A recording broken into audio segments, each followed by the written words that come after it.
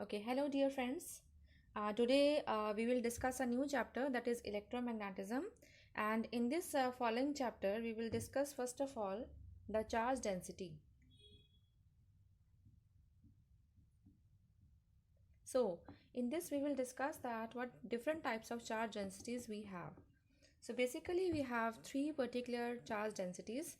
Number one, linear charge density.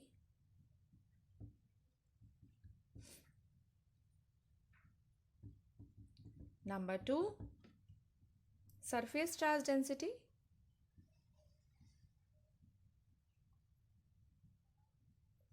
And number three, volume charge density.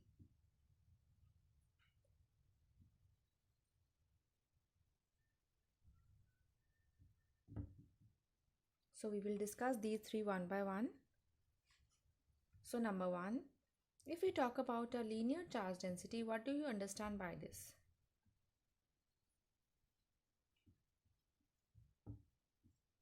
So it is denoted by a symbol lambda, and we say that if any charge is uniformly distributed on a linear conductor, for example, it is a linear conductor and the charges are uniformly distributed.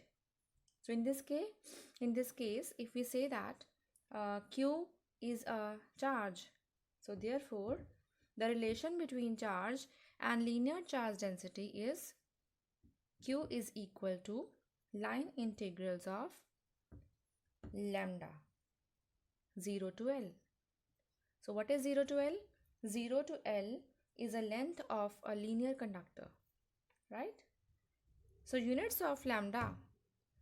So we can say that units of linear charge density is coulomb per meter. Coulomb is a unit of charge and meter is a unit of length, right? Okay, now secondly we will discuss the surface charge density. As our name indicates, this charge density deals with the surface of the conductor. So what we can say is, if a charge is distributed over a surface, let us say we have a conductor and the charge is uniformly distributed along the surface of the conductor. So in this case, this charge density is said to be the surface charge density, which is symbolized as sigma. So in this way we can say that the charge is equivalent to the surface integral of this surface charge density, and it can be written as 0 to S or sometimes over a complete surface S, one and the same thing. And in this case, the units of the surface charge density will be coulomb per meter square. And the third type of charge density is a volume charge density, which is given by the symbol rho. And what is the meaning of this volume charge density is, if a charge is uniformly distributed over a volume of a conductor, let us say it is a conductor having volume V, right? And this charge is uniformly distributed over a complete volume of this conductor. So this type of charge density is said to be the volume charge density, and it can be given as the relation between Q and rho is Q is equal to volume integral of the volume charge density over a complete volume V, and therefore the units of this volume charge density will be coulomb per meter cube. Coulomb per meter cube is a SI unit of this volume charge density. Okay, now after the charge densities, we will discuss a del operator. This is a very important operator in a quantum mechanics, which is symbolized as del vector. In some books, you may find it as del only, but it is understood that it is a del vector because it is represented as I cap d by dx plus j cap d by dy plus k cap d by dz. So as we can see, these are the unit vectors representing the directions of this operator. So basically it is also called a 3D, three-dimensional differential operator.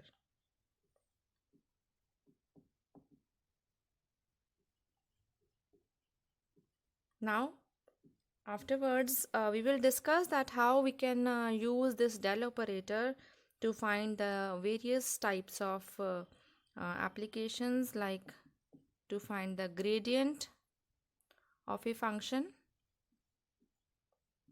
to find the divergence of any function, and to find the curl of any function. Okay, so let us discuss a gradient of any function. So gradient of any function is actually given as gradient of function phi or del vector operating on the function phi. So basically in this case we have assumed that phi is a scalar quantity. It may be temperature, it may be any kind of scalar you can assume. So let us consider it as a temperature.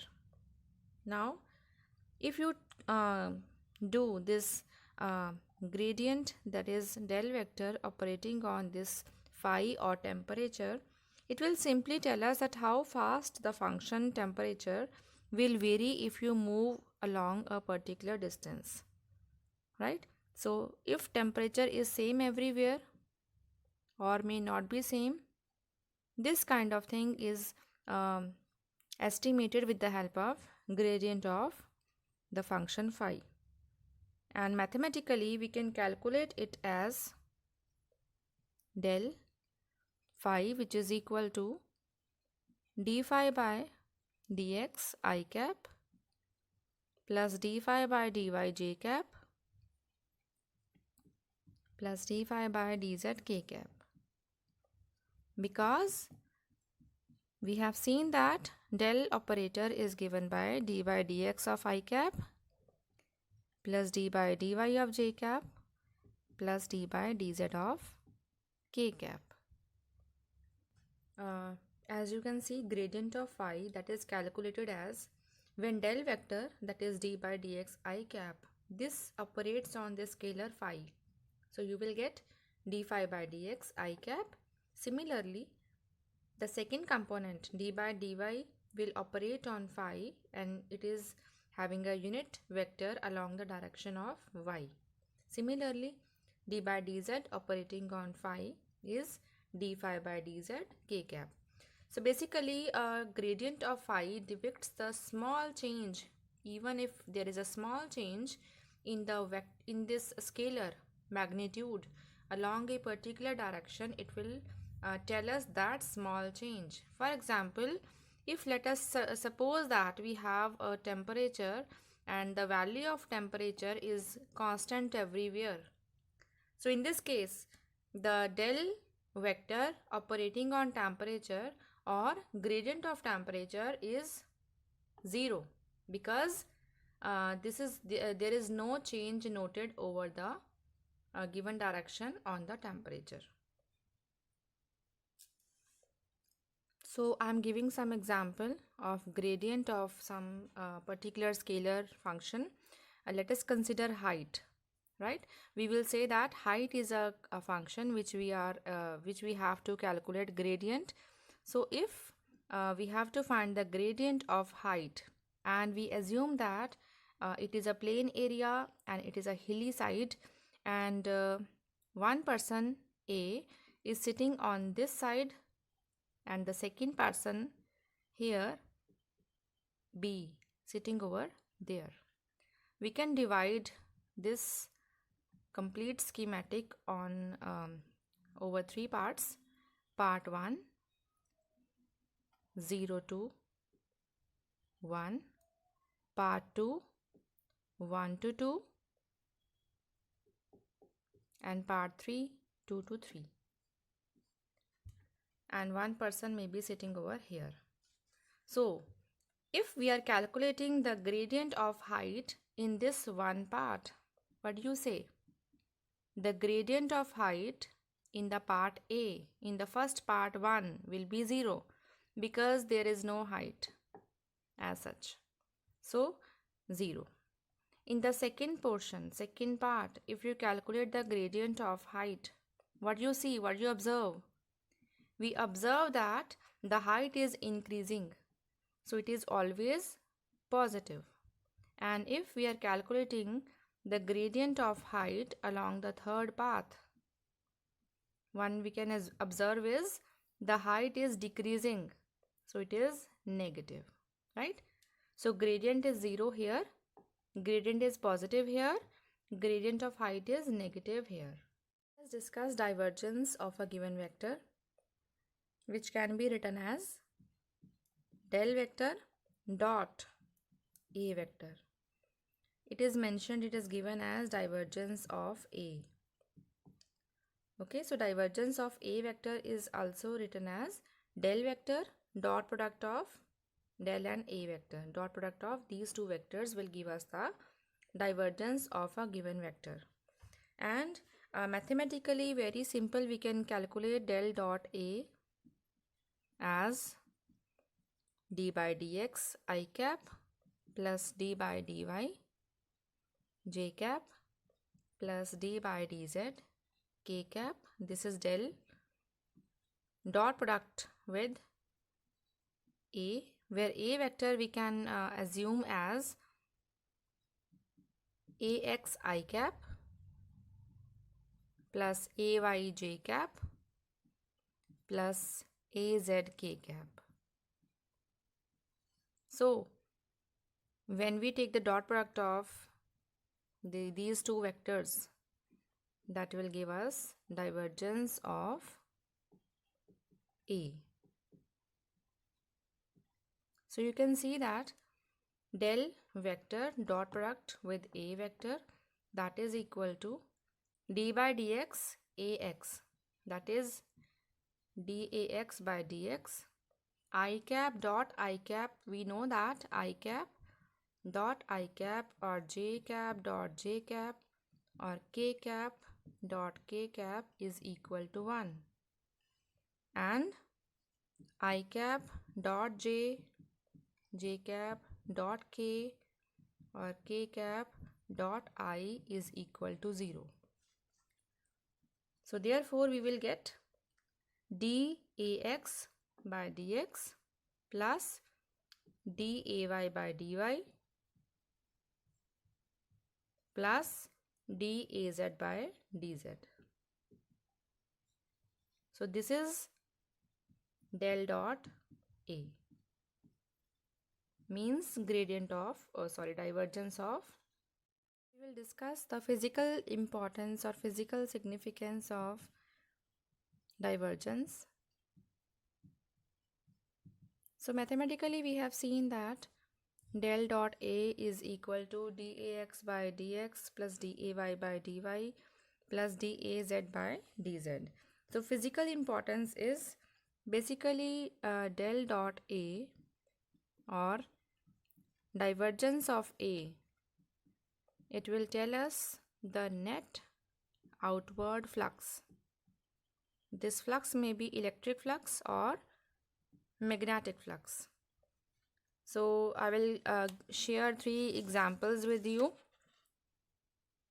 So it is a point, and we assume that these are the electric field lines from a given source of field.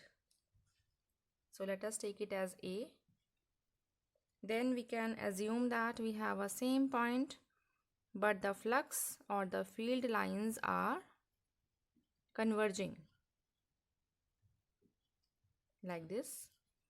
So it is a B, second case.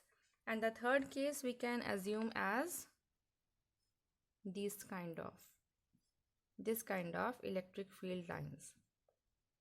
So we can say, as I told you, divergence of the vector is given as net outward flux. So in first case, we can see that all the electric field lines are outgoing. So therefore it is positive. In the second case, all the field lines are converging, not diverging, not outward. So therefore divergence is negative. And here you can see that all the field lines, they are constant. So divergence will be 0. Now last we will discuss curl of any vector, which is written as del vector cross product with A. So it is a cross product of two vectors and it has both magnitude as well as direction. So mathematically how we can calculate? Let us assume A vector as AXI cap plus AYJ cap plus AZK cap. And del vector, we all know that this is d by dx I cap plus d by dy j cap plus d by dz k cap. So del cross A can be calculated by matrix method also. So that is I j k cap. First of all del. So we have to write the components here. The first component along the I, that is, so the first component along I is d by dx. The second component along the y is d by dy, and the third component is d by dz. And the first component of A is ax, second component is ay, and third component is az. So we have to solve it by matrix method, which is I cap d, you will take the cross product of these like this. So daz by dy minus day by dz. Then minus j cap. Similarly, daz by dx minus dax by dz plus k cap, that is day by dx minus dax by dy. So this is a mathematical formulation to calculate curl of any vector. It may be electric field, it may be magnetic field, any vector we can solve like this. Now let us see the physical significance of curl of any vector. So basically curl of any vector will tell us the rotational motion or rotational extent of any vector. Means if the vector is in motion in a circular path, for example, let us take two examples. Number 1, linear force, and number 2, torque. So we know that this force is a linear force. We can say it is along a particular direction, x cap, I cap, that is x direction, and torque is equal to F cross R. That is, this is a rotational motion force. This is a rotating force. We can take so many examples like motion of electron in a cyclotron, or motion of the fan, motion of the doors. So in both cases, if you calculate the curl of F in the first case, we will get 0 because there is no rotational motion here. And in the second case, because there is a rotational motion, therefore the curl of torque will be a positive value. Some vector will be there. You will get some particular answer for it.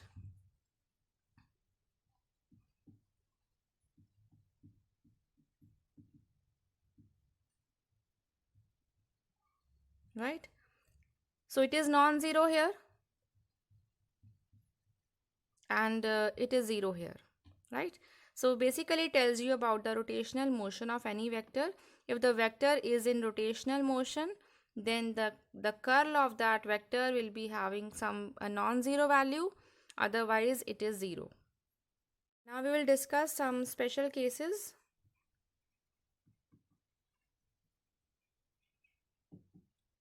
which we need to remember.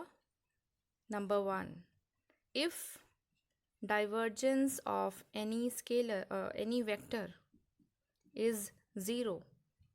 We know that divergence of any vector is always a scalar quantity, but if divergence of any vector is 0, it means that del dot A 0, or this vector is said to be solenoidal, or the field is said to be solenoidal field, because we have seen that in case of any solenoid, what will happen? The divergence of magnetic field is always 0. So from there, the name is given as solenoidal field. So whenever divergence of any vector is 0, the vector is said to be solenoidal. Number 2, if curl of any vector is 0, implies del cross A is equal to 0, it means that vector is irrotational. It is not in motion, in rotational path.